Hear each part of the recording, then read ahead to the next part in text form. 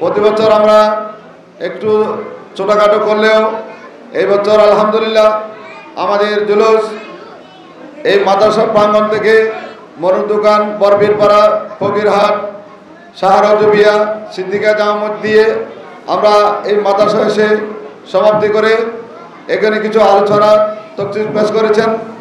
আপনারা এলাকাবাসী সহ প্রবাসী ভাইয়েরা সার্বিক যোগাযোগ করেছেন, তাদেরকে আমি মাদ্রাসা পরিচালনার পক্ষ থেকে ধন্যবাদ জানাই, এলাকাবাসীকে ধন্যবাদ জানাই, পরিচালনা পরিষদ যারা সবসময় খোঁজখবর নিয়েছেন, দিক নির্দেশনা দিয়েছেন, সহযোগিতা করেছেন, সবাইকে ধন্যবাদ জানাই।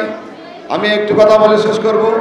আমাদের এই বছর যেভাবে জাঁকজমকভাবে জুলুস উদযাপন করা হয়েছে, আগামীতেও আশা করি আপনাদের সার্বিক সহযোগিতা এবং এর চেয়ে দ্বিগুণ হবে, এটাই আমি আশা করি।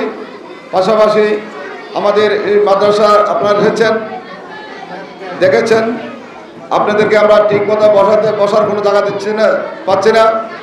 একবার বসলে আবার উঠে দাঁড়িয়ে যেতে হয়। সবাইকে সম্মান করতে গিয়ে আমরা এখানে বিভিন্ন প্রশ্নের সম্মুখীন হচ্ছি। আমাদের এই ভবনের চারতলায় হয়েছে প্রায় আজকে 9 মাস। আমরা এখনো পর্যন্ত সেই ছাদের কাজ আমরা এখন হাত দিতে পারিনি এবং শিক্ষার্থীদের অনেক কষ্ট হচ্ছে এবং আমাদের শিক্ষক মণ্ডলী যারা আছেন তাদের অনেক কষ্ট হচ্ছে। এমন একটি রুমের মধ্যে দুটি ক্লাস করতে হয়। তো আপনাদের এই 20 মিনিটের মধ্যে যারা এই লাইভের মধ্যে অংশগ্রহণ করেছেন এবং সংযুক্ত আছেন, সবাইকে অনুরোধ জানাবো, এইটাই আমাদের জুলুস দিয়ে আমাদের শেষ নয়, আমরা এটা দিয়ে শুরু করতে যাচ্ছি।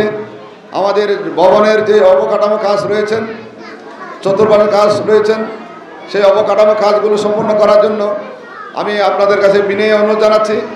আপনারা আমাদের সেই কাজ আমরা চালু করব আগামীকাল থেকে। আপনারা সার্বিক সহযোগিতা করবেন, করে এসেছেন, করতে হবে যতদিন আমাদের হায়াত থাকে। আল্লাহ তাআলা আমরা দিনে অনেক টাকা অপচয় করি, সেই অপচয় না করে আমরা আমাদের সেই হাদিয়াটুকু যদি এই মাদ্রাসার জন্য আপনারা ব্যয় করেন, এটার জন্য আমি আপনাদের প্রতি কৃতজ্ঞতা থাকবো। মাদ্রাসা পরিচালনা পরিষদ আপনাদের প্রতি সেটা শ্রদ্ধা থাকবে। আমরা এখানে হোয়াটসঅ্যাপ গ্রুপ করেছি, আপনারা জানেন এখানে কি হচ্ছে, দৈনিক কীভাবে আমরা পরিচালনা করতে যাচ্ছি, আমরা কি উদ্যোগ নিচ্ছি, সময় সবগুলো বলে দিচ্ছে। সেখান থেকে আপনাদের সুপরামর্শ থাকলে আপনারা বলবেন।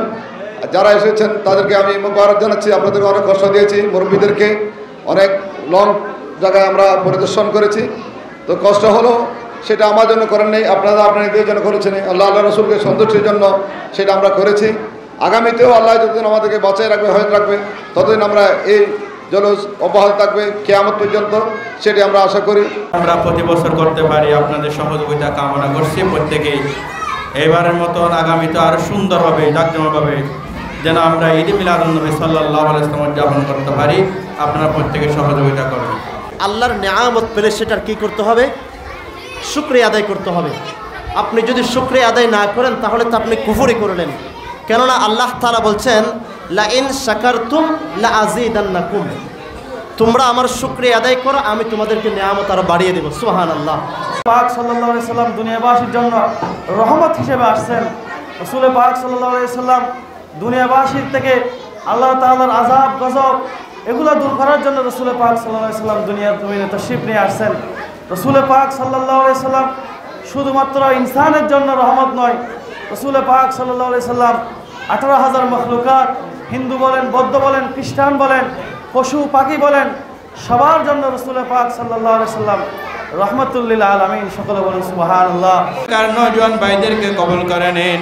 আজকের যে উরুস শরীফের যারা শরীক শামিল হয়েছেন, প্রত্যেকের শরীক শামিলকে কবুল করে নিন।